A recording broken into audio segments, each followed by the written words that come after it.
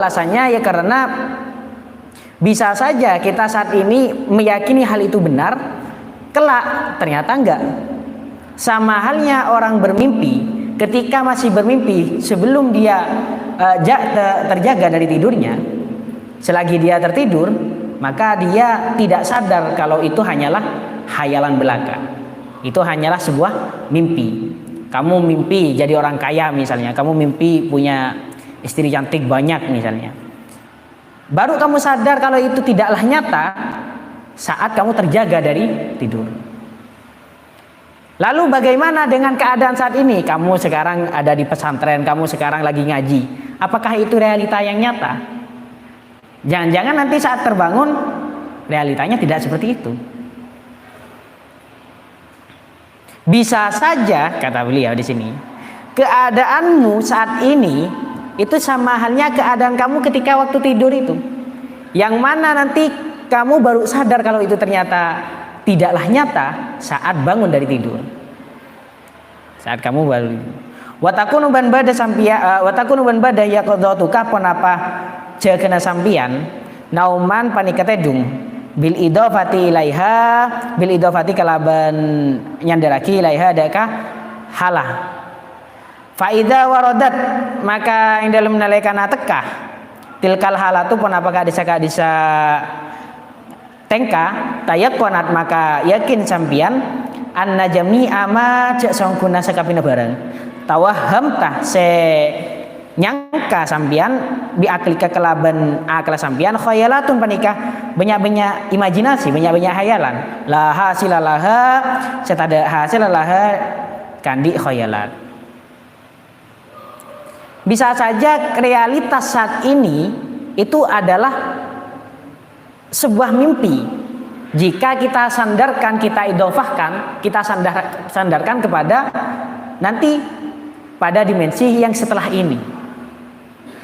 Jadi sekarang ya mungkin kita menyatakan ini adalah realitas yang sebenarnya. Apa jaminan kalau ini memang yang sebenarnya? Bukankah hal ini sama seperti waktu kita mimpi? Mimpi, ketika kita mimpi, kita meyakini bahwasanya hal itu nyata. Baru kita sadar bahwasanya hal itu sebuah hayalan, sebuah imajinasi, sebuah halusinasi, baru setelah terbangun. Ayo setelah terbangun. Wala Allah ban pola-pola tilkal halata penapakah disa keadaan ma panika bareng yadda'iha se ngalamin hada kama asufiyatu penapa banyak sufiyatu penapa orang sufi anaha jak sangkuna tilkal halatuhum panika keadaan sufiyah.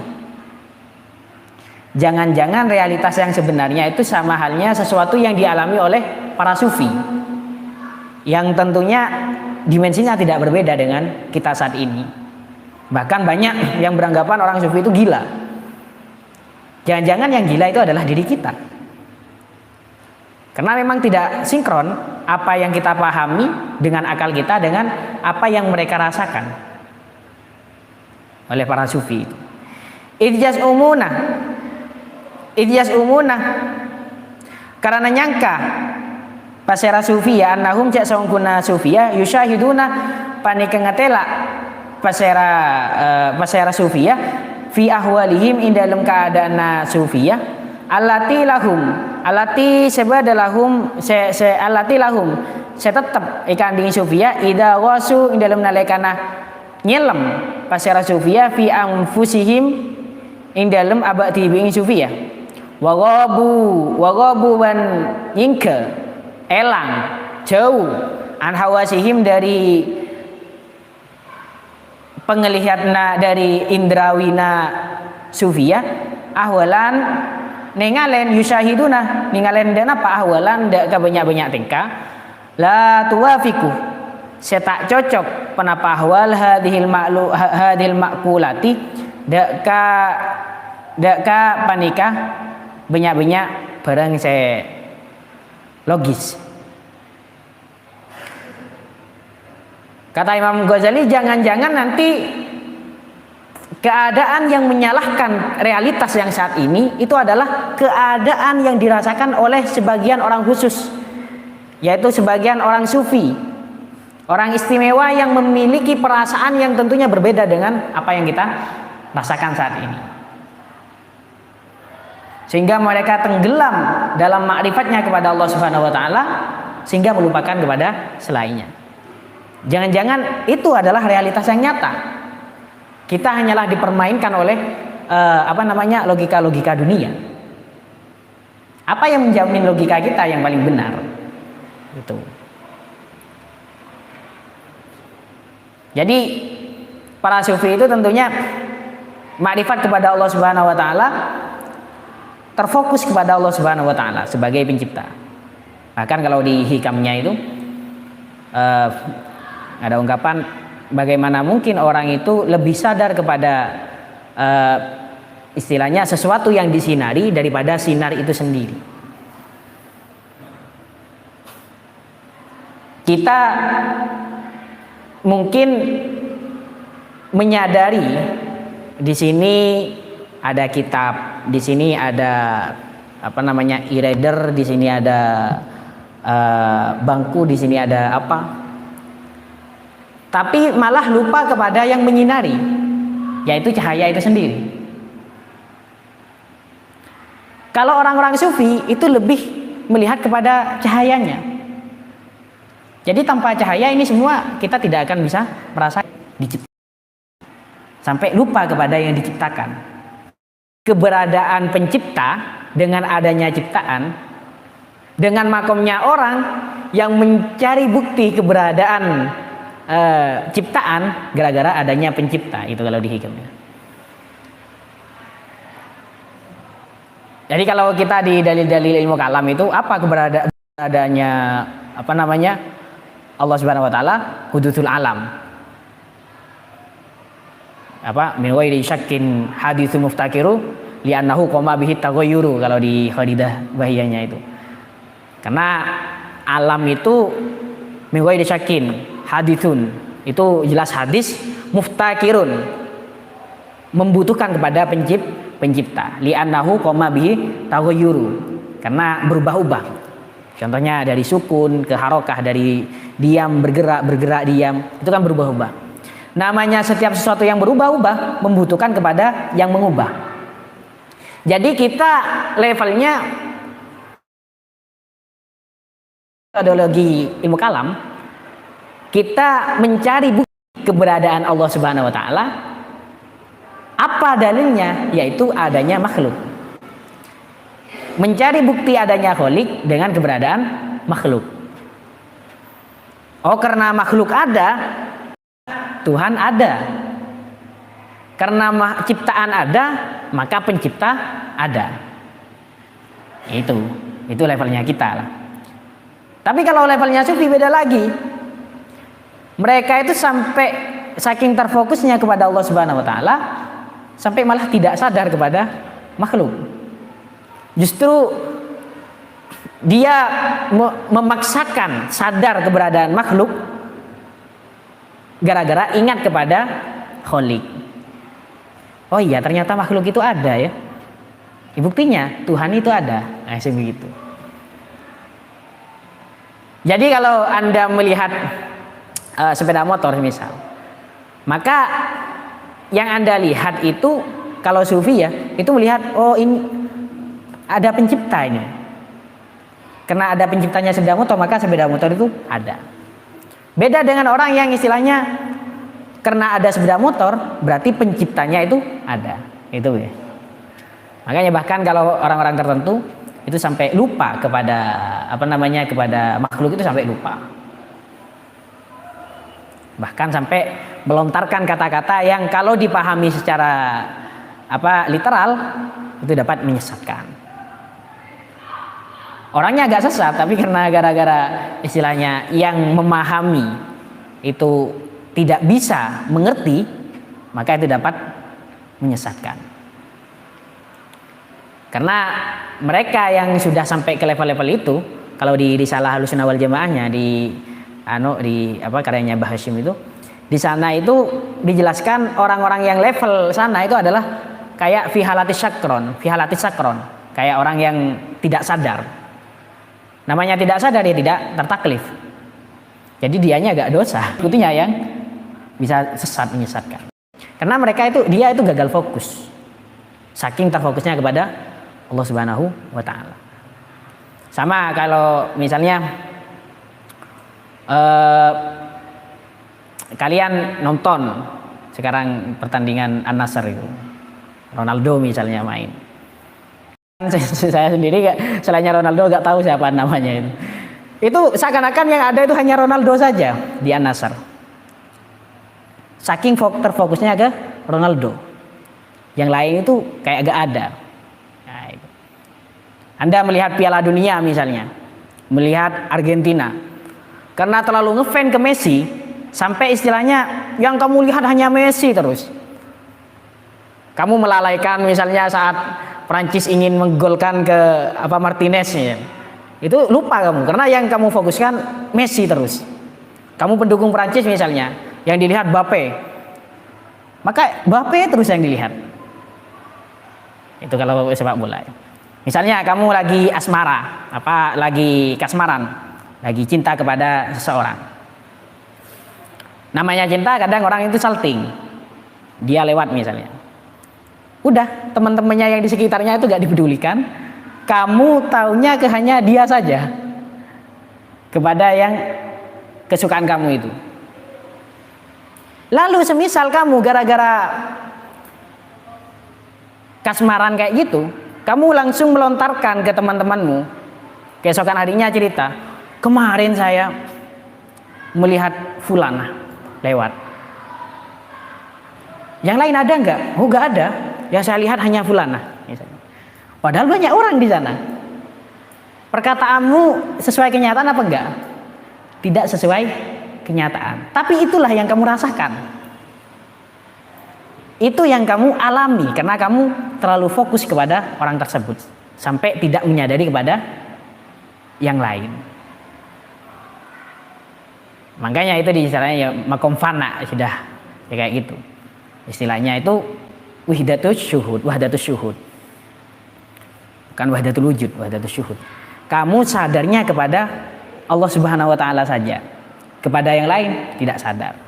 Sehingga sampai melontarkan kata-kata bahwasanya yang ada itu hanya Allah Subhanahu wa taala, selainnya itu tidak ada.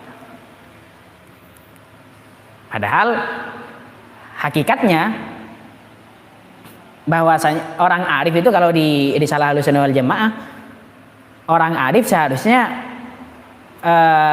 dia mengatakan bahwasanya Allah taala itu ada, syuhudul abad war rabb. Abad itu ada, hamba itu ada, Tuhan itu ada.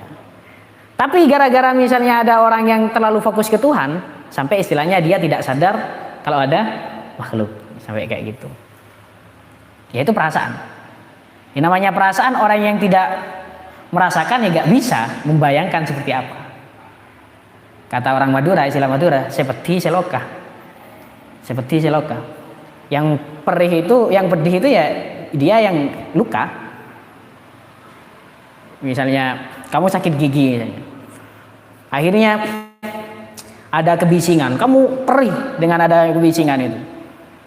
Ada orang guyon gini, kamu perih. Yang lain enggak, biasa aja. Ya karena kamu lagi sakit gigi. Yang merasakan seperti apa sakitnya ya hanya kamu. Makanya kalau namanya perasaan itu ya harus yang bisa merasakan ya hanya orang yang mengalami. Makanya kalau di burdahnya itu saat Imam Al-Busiri saking kasmarannya kepada baginda Nabi Muhammad SAW sampai gimana? Ya laimi fil hawal udri ma diratan. Gimana itu tulisannya? Mini ilaika walan absabta lam talumi. Ya laimi fil hawa. Orang-orang yang mencela kasmaranku, rasa cintaku ini, sehingga misalnya dianggap gila, dianggap gini. Mudri ma'diratan ilaika. Mohon maaf, coba dengarkan ini katanya. walam ansofta lam talumi. Kalau kamu semisal kalau memang kamu bersikap adil, seharusnya kamu itu tidak akan mencela. Jadi saking kasmarannya beliau, sampai gimana sebelumnya itu, na'am saro taifuman ahwa fa'arraqani wal hubbu ya'taridul ladzati bil alami. Na'am saro, iya memang benar, saro taifuman ahwa farraqani. Oh, man ahwa, orang yang saya sukai itu selalu terngiang-ngiang di dalam diriku sampai saya itu tidak bisa tidur. Wal hubbu ya'taridul ladzati bil alami. Cinta itu ya'taridul ladzati bil alami. Itu apa ya? Ada bentrokan di sana antara ladzat, kelezatan cinta, juga bil alami, keperihan rasa cinta. Atau bahasanya orang-orang sekarang, cinta itu gak selamanya indah dek, kan gitu. Karena ya itu, ada rasa perih, ada rasa manisnya. Yang merasakan siapa? Yang merasakan orang yang merasakan, orang yang mengalami rasa cinta itu. Orang lain ya be aja. Saya gak merasakan, misalnya ya aneh gitu ngelihat orang yang kasmaran maka apa istilahnya, dia kemana-mana ya dia yang disebut apa, orang yang cinta seseorang maka kathura dzikruhu, kan gitu ya.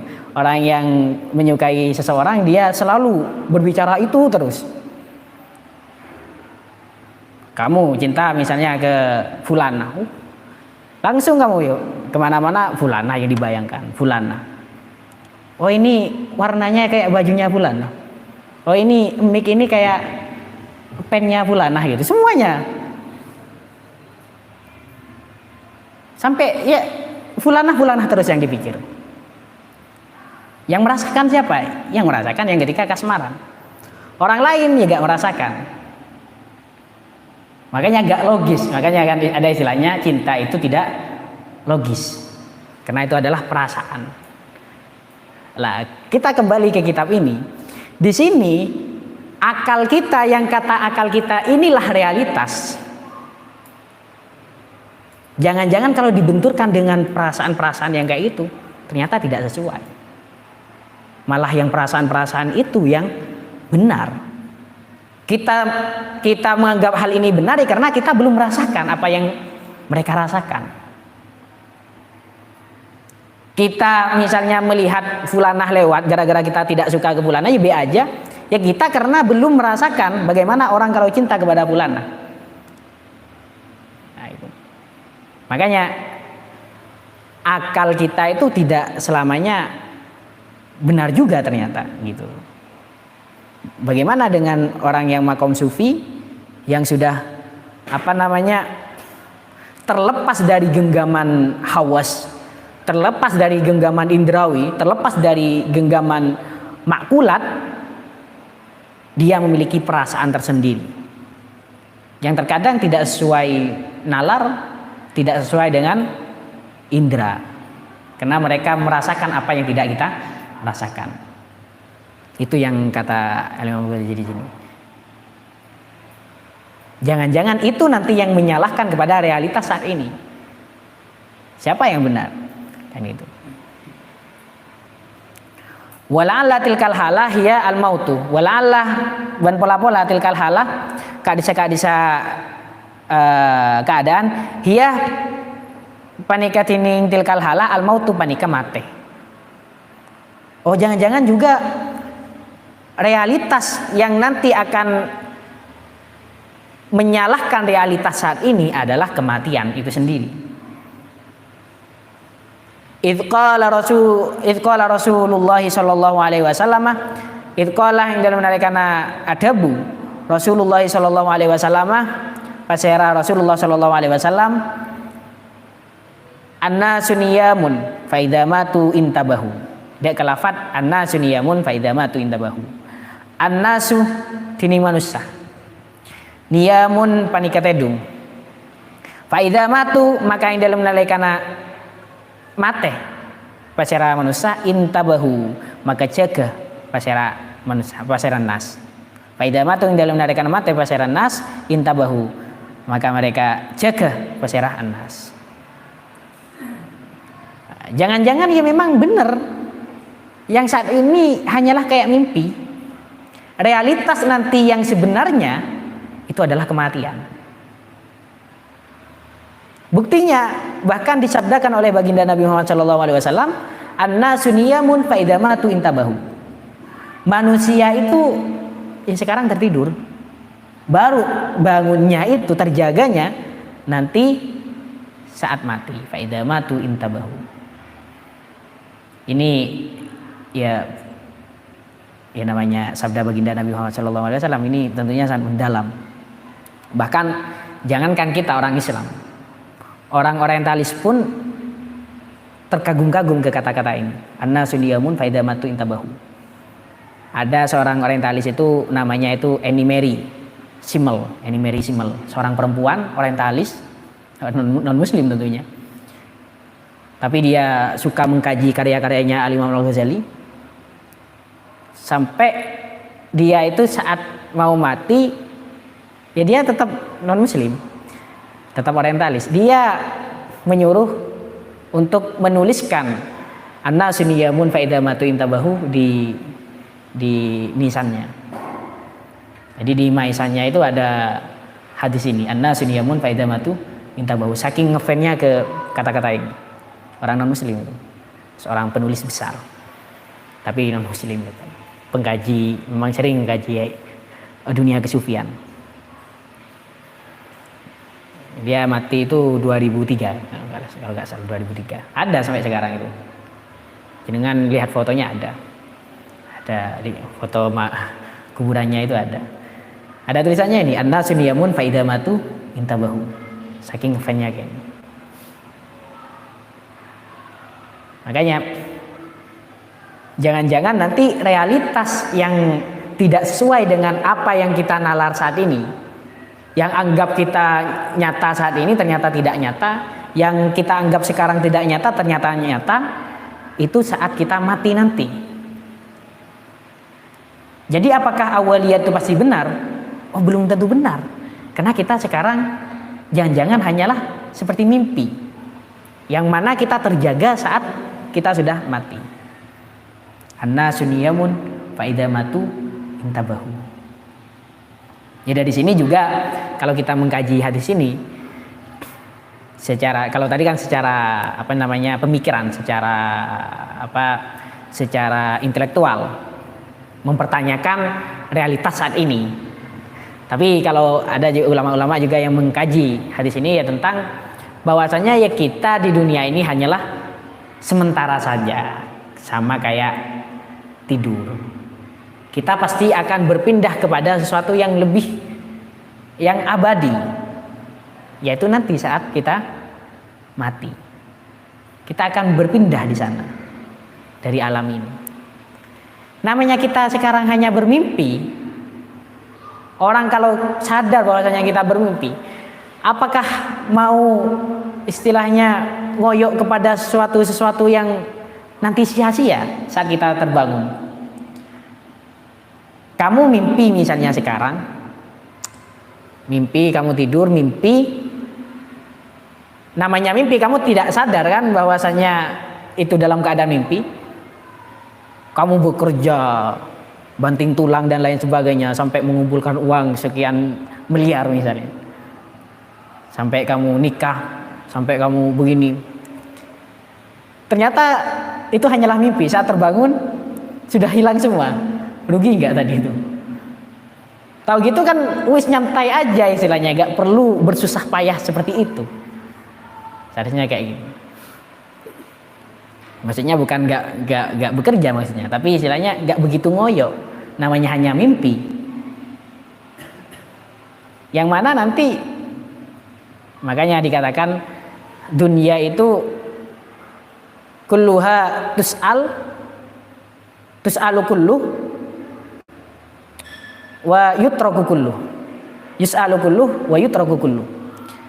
Dunia itu semuanya nanti ditanyakan, semuanya nanti dihisap, tapi semuanya juga ditinggal. Jadi kamu yang nyari uang, kamu yang mengumpulkan dunia, saat dikumpulkan lalu naudzubillah mati, dan memang kita semua pasti mati, pasti dunia itu ditinggal oleh kita, pasti itu, dan pasti ditanyakan semua. Sudah ditinggal sama kita, masih ditanyakan itu loh.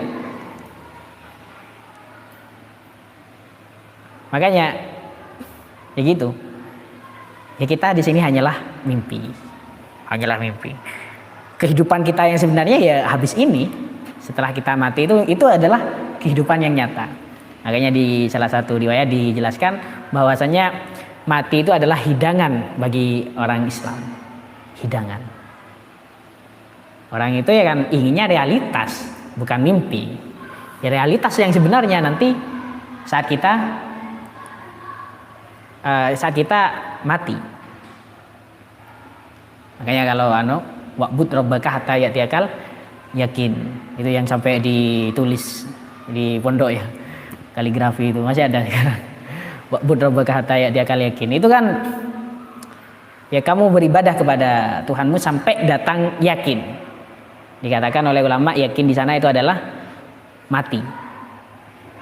Jadi kalau kamu mati itu adalah dunia yang sudah yakin. Sekafir-kafirnya orang nanti kalau mati ya nanti sudah sadar bahwasanya Tuhan itu satu, Tuhan itu tidak ada pembandingnya. La syarikalah, semuanya itu tersadar nanti kalau sudah mati. Makanya itu sama kayak sabdanya baginda Nabi Muhammad SAW tentang kunu fid dunya adyafa. Kunu fid dunya adyafa. Jadilah kamu di dunia itu sebagai tamu. Di dunia itu hanya bertamu. Namanya bertamu itu gak tetap lama, sebentar, singgah saja. Namanya singgah ya kita ya udah santai aja gitu loh. Masa bertamu itu terlalu banyak keinginan gini. Kamu bertamu ke rumah temannya misalnya. Ya barang-barang di sana ya milik temannya kamu. Temannya punya istri misalnya, masa mau suka ke istrinya orang misalnya, kan enggak. Ya udah ditahan aja, nanti baru realitas kamu yang sebenarnya itu saat kamu pulang. Kapan pulangnya itu? Ya saat kita mati kelak. Itu kita berpulang di sana. Makanya kalau ya menyadari hal itu, ya bukan berarti kita gak kerja, itu lagi di garis bawah, ya bukan. Kita bekerja itu ya juga diperintah oleh Allah Subhanahu wa taala. Tapi ya sewajarnya. Jangan sampai istilahnya hal itu melalaikan hal-hal yang lebih urgent, yaitu apa-apa nanti yang dijadikan bekal di akhirat. Ya kamu gak masalah kerja, memang itu diperintah kerja. Ya, tapi jangan sampai kerjanya itu nanti mengabaikan sesuatu yang berupa kewajiban. Itu yang nanti yang perlu kita pikirkan.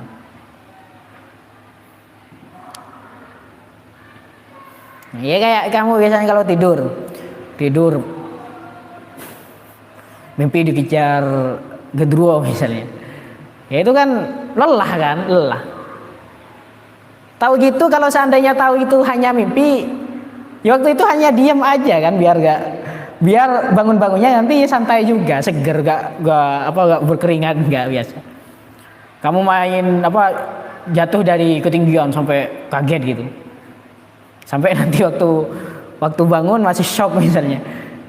Tahu kalau itu mimpi, seharinya ya kan santai aja, biar nanti ya bangun-bangunnya juga seger, gak shock istilahnya.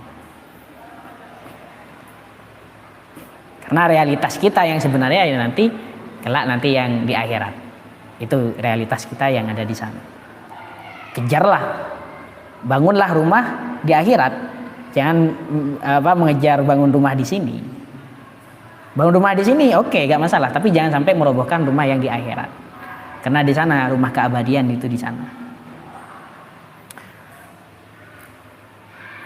fala'allal hayatad dunya naumun bil idafati ilal akhirah. Ini belum selesai penjabarannya beliau yang menyamakan antara bisa saja masih ada kemungkinan realitas saat ini disanggah oleh realitas yang lain.